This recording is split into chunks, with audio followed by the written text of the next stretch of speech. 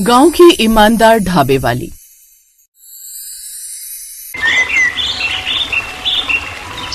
पकड़ अपना बोरिया बिस्तर और निकल यहाँ से। जब से हमारे घर में आई है तब से हमारी खुशियों को आग लगा दी है तूने।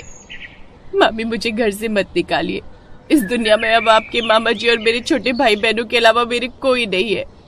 माँ पिता थे वो पिछले साल ही गुजर गए। तभी तो कह रही हूँ कि तू भी अपने माँ बाप के पास चली जा, क्योंकि जब से तू आई है ना मेरे घर में कलेश होने लग गया है। तू खुशियों की जड़ नहीं बल्कि कलेश की जड़ है। मेरा पति जो पहले हर बात मेरी सुनता था, लेकिन आज वो तेरे पीछे मुझसे लड़ता है और मेरे बच्चों पर गुस्सा उतारता है, सिर्फ इसलिए क्योंकि तेरे चेहरे पर खुशी रहे। लेकिन अब और नहीं, मैं तुझे और बर्दाश्त नहीं कर सकती। दफा हो जा यहाँ से। इतना बोलकर शकुंतला अब अपने घर का दरवाजा बंद कर लेती है। तो वहीं माया बेचारी फूट फूट कर रोने लगती है और अपना सामान उठाकर अपने पुराने घर यानी अपने माता पिता के घर की ओर निकल पड़ती है। बेचारी माया के पास ना तो पैसे थे और ना ही खाने का ठिकाना। अगर उसके पास कुछ था तो उसके माँ बाप का वो पुराना घर, जिसको उसने साल भर पहले ये सोचकर छोड़ दिया था कि उसके मामा उसकी परवरिश करेंगे। हालांकि वो अब बच्ची नहीं थी, लेकिन एक अकेली लड़की होने के नाते उसे अब कुछ समझ नहीं आ रहा था कि आखिर वो करे तो क्या करे। बेचारी अब अपने माँ पिता के घर पहुँचती है, जहाँ वो घर पर ताला लगा देखकर बाहर ही बैठ जाती है और रोते हुए खुद से कहती है, घर पर ताला लगा हुआ है, समझ नहीं आ रहा कहाँ जाऊं और क्या करूं। एक काम करती, उस ताले को तोड़ देती हूँ। इतना बोलकर माया अब घर में लगे ताले को एक बड़े से पत्थर से तोड़ देती है। वो घर में जैसे ही जाती है तो उसे अपने माँ पिता की याद आने लगती है। वो सोचती है कि किस तरह वो अपनी माँ और अपने पिता के साथ मस्ती किया करती थी। उसका वो खुशहाल जीवन एक पल में अंधेरी काली नगरी में बदल गया था, क्योंकि साल भर पहले एक एक्सीडेंट में उसके माता पिता का देहांत हो गया था। माया अब अपने घर की लाइट जलाती है और अपने घर की अच्छे से सफाई करती है। अगली सुबह सूरज की रोशनी खिड़की से उसके चेहरे पर पड़ती है तो वो उठकर अपनी माँ की पुरानी संदूक टटोलती है। उसे वहां एक छोटी सी पोटली में 500 रुपए मिलते हैं।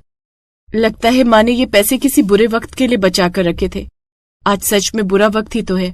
घर में राशन का एक दाना नहीं है और पेट भूख से जल रहा है। इन 500 रुपयों से मैं कुछ दिन का राशन तो ले आऊंगी, पर उसके बाद क्या होगा? मुझे कुछ तो काम करना ही पड़ेगा। हाथ पर हाथ धरे बैठने से तो पेट नहीं भरेगा। माया बाजार जाती है और थोड़ा आटा, दाल और मसाला खरीद लेती है। घर लौटते समय उसकी नजर अपने घर के बाहर से गुजरने वाले बड़े हाईवे पर पड़ती है, जहां से सैकड़ों ट्रक गुजर रहे होते हैं। ये सड़क तो शहर को जोड़ती है। यहाँ दिन रात गाड़ियां चलती हैं, लेकिन आसपास कोई अच्छा ढाबा या दुकान नहीं है। माँ हमेशा कहती थी कि मेरे हाथ के खाने में जादू है। क्यों ना मैं यहीं सड़क किनारे एक छोटा सा चूल्हा जला लूं। ट्रक वाले भाइयों को घर जैसा सादा खाना मिल जाएगा और मेरी रोजी रोटी भी चल जाएगी। हाँ, यही ठीक रहेगा। ये सोचकर माया अब ऐसा ही करती है और सूखी लकड़ियां बिनने के लिए पास के जंगल की तरफ निकल पड़ती है। अगर सूरज ढलने से पहले लकड़ियां नहीं मिली तो चूल्हा नहीं जलेगा। ओस की वजह से सारी लकड़ियां गीली हो गई हैं। ये कटीली झाड़ियां मेरे हाथों में चुभ रही हैं, पर मुझे रुकना नहीं है। अगले दिन एक बार फिर माया उस हाईवे पर जाती है और सड़क किनारे वो मिट्टी का चूल्हा बनाकर तैयार कर देती है और एक त्रिपाल लेकर चारों तरफ लकड़ी में बांध देती है, जिससे पन्नी की छत बन जाती है। अब जब ट्रक और गाड़ी वाले हाईवे के किनारे खाना देखते हैं तो कई लोग रुक रुक कर माया के हाथों का खाना खाने लगते हैं और इस तरह आज पहले ही दिन में माया की अच्छी कमाई हो जाती है। तभी वहाँ एक ट्रक ड्राइवर आता है और माया से कहता है, बहन, तुम्हारे हाथ का खाना तो बहुत स्वादिष्ट है, लेकिन तुम्हारे यहाँ बैठने की जगह नहीं है। अगर यहाँ बैठने की जगह हो जाए तो सच बता रहा हूँ, तुम्हारी बहुत अच्छी कमाई होगी। तुम अपने परिवार वालों को क्यों नहीं कहती कि वो तुम्हारी मदद कर दें? परिवार? भाई साहब, मेरा तो परिवार है ही नहीं। माँ पिता भी पिछले साल गुजर गए। साल भर मामा मामी ने मुझे पाला, लेकिन अब तो उन्होंने भी मुझे घर से निकाल दिया। जितना मुझसे बन पड़ा मैंने उतना किया। बाकी आपने मुझे ये सलाह दी कि मुझे यहाँ बैठने के लिए कुछ रखना चाहिए, उसके लिए धन्यवाद। माया की बात सुनकर ड्राइवर कुछ नहीं बोलता और अपना खाना खत्म करके वहाँ से चला जाता है। तो वहीं माया भी अब ठान लेती है कि वो अपने ग्राहकों के बैठने का इंतजाम करेगी। अगले दिन जब वो बाजार जाती है तो उसकी नजर एक दुकानदार पर पड़ती है, जहाँ उसकी दुकान के पास कुछ टायर्स रखे हुए थे, जिसे देख माया दुकानदार से कहती है, काका, क्या मैं ये 2 पुराने टायर और ये लकड़ी का बक्सा ले जा सकती हूँ? आपके तो ये किसी काम के नहीं है, पर मेरे ढाबे पर बैठने के काम आ जाएंगे। ले जा बेटी, वैसे भी ये कचरा ही है। पर इतनी दूर तू इन्हें उठाकर कैसे ले जाएगी? बहुत भारी है ये। कोई बात नहीं काका, मैं घसीट कर ले जाऊंगी, बस आप मना मत करिएगा। माया एक रस्सी से उन टायरों को बांधती है और अपने कंधे पर डालकर उन्हें घसीटने लगती है। जैसे तैसे वो घर के पास पहुंचती है और अपने हाथों को देखकर कहती है, हाथ छिल गए हैं रस्सी से, पर बस थोड़ा सा और, घर पास ही है। अगर आज मैंने ये बैठने की जगह बना ली तो मुसाफिरों को आराम मिलेगा। लोग तभी रुकेंगे जब उन्हें बैठने की जगह मिलेगी। हिम्मत मत हार माया, बस थोड़ी दूर और। माया अब घर पहुंचती है। कुछ देर बाद वो खाना बनाकर तैयार कर देती है और अपने पड़ोस में से एक लड़के की हेल्प लेती है। वो लड़का हाईवे पर उसका सारा सामान पहुंचा देता है और इस तरह माया ईंटों के ऊपर लकड़ी का फट्टा रखकर टेबल बनाती है और टायरों को साफ करके उनके ऊपर बोरी बिछा देती है ताकि वो बैठने लायक बन जाए। खुशबू तो अच्छी आ रही है, अब बस कोई रुक जाए। माया सड़क किनारे खड़ी होती है। तभी एक तेज रफ्तार ट्रक ब्रेक मारता हुआ वहां रुकता है। ओ छोरी, बड़ी अच्छी खुशबू आ रही है, क्या बनाया है? और ये टायर बैठने के लिए रखे हैं क्या? जुगाड़ तो अच्छा किया है तूने। जी भैया, आइए बैठिए। आलू की ताजी सब्जी और गरम रोटियां हैं। पानी भी मटके का एकदम ठंडा है। आप हाथ धो लीजिए, मैं अभी थाली लगाती हूँ। चल लगा दे, पर देख मेरे पास ज्यादा समय नहीं है, जल्दी परोसना। थोड़ी देर बाद वो ड्राइवर को खाना परोसती है। तभी वहाँ 2 और ट्रक आकर रुक जाते हैं। अरे भाई, यहाँ क्या खा रहे हो? हमें भी बताओ, हम भी भूखे मर रहे हैं भाई। अरे आओ आओ, इस बिटिया ने क्या लाजवाब सब्जी बनाई है, और देख बैठने के लिए टायर भी रखे, बिल्कुल घर जैसा माहौल है। अचानक ढाबे पर 3-4 लोग हो जाते हैं। माया घबरा जाती है, उसके हाथ कांप रहे होते हैं। सभी लोग खाना खाकर खुश हो जाते हैं। मजा आ गया बहन, ये लो 40 रुपए, खाना बहुत बढ़िया था। अगली बार आऊंगा तो चाय भी पिलाना। जरूर भैया, अगली बार आपको चाय भी मिलेगी। आपका बहुत बहुत धन्यवाद। देखते ही देखते अब सभी ड्राइवर वहाँ से चले जाते हैं और दोपहर तक माया के पास 150 रुपए जमा हो जाते हैं। आज 150 रुपए कमाए। अब मैं कल के लिए थोड़ा ज्यादा सामान ला सकती हूँ और शायद एक पुरानी केतली और कुछ गिलास भी खरीद लूं ताकि चाय शुरू कर सकूं। धीरे ही धीरे सही, पर मेरा ढाबा अब खड़ा हो रहा है। इस तरह माया खुश हो जाती है और अपने घर चली जाती है। समय गुजरता है और गुजरते समय के साथ अब माया का हाथ अपने ढाबे पर जम जाता है। अब अकेले काम करने में उसे दिक्कत नहीं आती और अब वो अपने ढाबे को बिल्कुल ईमानदारी से चलाने लगती है। और तो और अब उसका ढाबा इतना अच्छा चलने लगा था कि अब उसका ढाबा एक पन्नी वाला नहीं बल्कि अच्छा खासा ईंट पत्थर वाला टेबल कुर्सियों वाला ढाबा बन चुका था।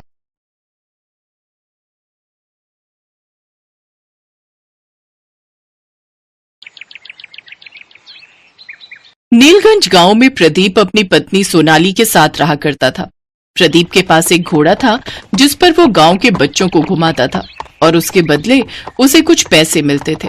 एक रोज प्रदीप सुबह सुबह काम पर निकल रहा था कि तभी उसकी पत्नी सोनाली उससे बोली, घर में राशन पानी खत्म होने वाला है, शाम को घर आते वक्त ले आना। ईश्वर से प्रार्थना करना सोनाली कि आज कोई अच्छी सवारी मुझे मिल जाए ताकि मेरी कमाई ठीक ठाक हो सके। मैं आपसे कितनी बार कह चुकी हूँ कि इस घोड़े को बेचकर आप दूसरा काम शुरू कर दीजिए। ये तुम कैसी बातें कर रही हो सोनाली? ये मेरे माता पिता की आखिरी निशानी है।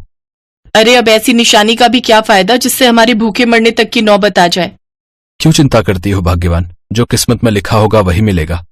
ये कहकर प्रदीप अपना घोड़ा लेकर चला गया। रास्ते में उसे राजू मिला। अरे प्रदीप भाई, मुखिया जी ने आपको बुलाया। प्रदीप मुखिया के घर पहुंचा। तुम्हारे पिता ने मुझसे कर्ज लिया था, अब तुम मुझे वो कर्ज लौटाओगे, समझे? लेकिन उन्होंने अपना खेत भी तो आपके पास गिरवी रखा था। उस बंजर जमीन का मैं क्या करूंगा भाई? तुम मुझे मेरे पैसे लौटाओ, नहीं तो मैं तुम्हारा ये घोड़ा अपने पास रख लूंगा, समझे? प्रदीप वहाँ से दुखी होकर चला गया। तभी मुखिया के पास गांव का सेठ आया। काम हो गया क्या मुखिया जी? समझो हो ही गया सेठ जी। शाबाश, आप नहीं जानते बाजार में उस घोड़े की कीमत कितनी है? सेठ जी, आपके कहने पर मैंने उसे धमकी तो दे दी, लेकिन कहीं ऐसा ना हो कि वो 1 महीने में मेरे पैसे लौटा दे और फिर मुझे उसको वो उपजाऊ खेत भी लौटाना पड़े जिससे मैं लाखों कमाता हूँ। अरे वो गरीब 1 महीने में इतने पैसे कहाँ से लाएगा? उसके यहाँ तो कभी कभी खाने तक के लिए कुछ नहीं होता। अच्छा, अब मैं चलता हूँ। उधर प्रदीप उदास होकर घर चला जाता है। कुछ देर बाद उसका एक दोस्त उसके घर आता है। क्या बात है प्रदीप, बड़े दुखी दिखाई दे रहे हो? प्रदीप सोनाली और रंजन को सारी बात बताता है। देख प्रदीप, अब घोड़े की इस गांव में ज्यादा जरूरत नहीं है। तुम मेरी मानो तो मेरे साथ मेरे ढाबे पर काम करो। नहीं रंजन, मैं अपने घोड़े के पेशे को नहीं छोड़ूंगा। ये काम मेरे पूर्वजों से चला आ रहा है और मेरे दिमाग में एक तरकीब आई है। अगर वो काम कर गई तो मैं उस मुखिया के पैसे लौटा दूंगा और उससे अपनी जमीन भी छुड़वा लूंगा। लेकिन आप ऐसा क्यों करेंगे जी?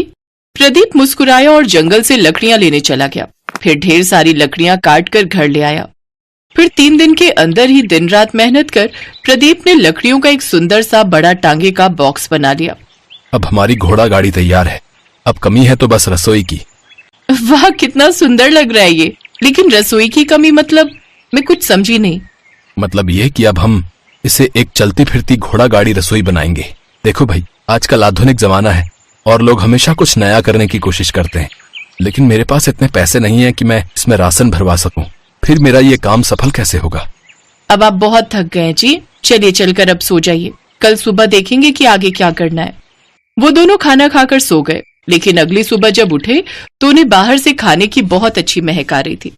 वो दोनों बाहर आए तो वो खुशबू घोड़ा गाड़ी में से आ रही थी। वो सीढ़ियां चढ़कर उस घोड़ा गाड़ी के अंदर गए तो उसकी रसोई में तरह तरह के पकवान बने हुए थे। ये जादू देख वो हैरान थे। तभी किसी की आवाज आई। घबराओ मत प्रदीप, ये जादू मैंने किया है। कई साल पहले मुझे एक वरदान मिला था जिससे मैं किसी भी तरह की कोई एक ख्वाहिश पूरी कर सकता हूं। कल रात मैंने तुम्हारी बातें सुनी। तुम घोड़ा गाड़ी रसोई के नाम से कुछ कमाई करना चाहते थे, इसलिए मैंने तुम्हें ये जादुई रसोई दी है। अब इस रसोई में कभी अन्न की कमी नहीं होगी और तुम जो जितना जितना इस रसोई से मांगोगे तुम्हें मिल जाएगा। अब तुम दोनों जाओ और इस व्यापार से खूब लाभ कमाओ। ये सुनकर वो दोनों बहुत खुश हुए। लोग आकर्षित हुए और खाने की खुशबू से उसमें खिंचे चले आए। देखते ही देखते घोड़ा गाड़ी में लगी कुर्सियां भर गईं। सोनाली और प्रदीप झट से रसोई में से खाना लाकर लोगों को परोसते हैं, जिससे उन्हें खूब कमाई होती है। भाई वाह, कितना स्वादिष्ट भोजन है भाई, है मजा ही आ गया भाई। कुछ ही दिनों में उससे अच्छी खासी कमाई होने लगी। आपने तो सचमुच कमाल कर दिया जी। ऐसे ही उन्हें महीना पूरा होने वाला था और वो अपने पिता का कर्ज उतारने के लिए गांव के कुछ लोगों के साथ पैसे लेकर मुखिया के पास पहुंचा, जहां सेठ भी मौजूद था। जैसे ही वो प्रदीप पैसे लौटाने आए, आप उसकी घोड़ा गाड़ी रसोई छीन लेना, फिर वो मुझे दे देना। आपको उसके दुगने दाम दूंगा। ऐसा कभी नहीं होगा। ये लो तुम्हारे पैसे और मेरे पिता की जमीन मुझे वापस लौटाओ। प्रदीप का ये रूप देख मुखिया और सेठ जी घबरा गए और उन्होंने उसकी जमीन के कागज उन्हें लौटा दिए। अब प्रदीप खुशी खुशी सोनाली और गांव वालों के साथ जमीन के वो पेपर लेकर लौट गया। Best buddies. Hello friends, thanks for watching this video. अगर आपको ये वीडियो पसंद आया है तो प्लीज लाइक, सब्सक्राइब, कमेंट्स करें इस वीडियो पर और हाँ, शेयर करना भी ना भूलें। और भी मजेदार वीडियो देखने के लिए नीचे दिए गए बेल आइकॉन को दबाएं। देखते रहिए बेस्ट बडीज।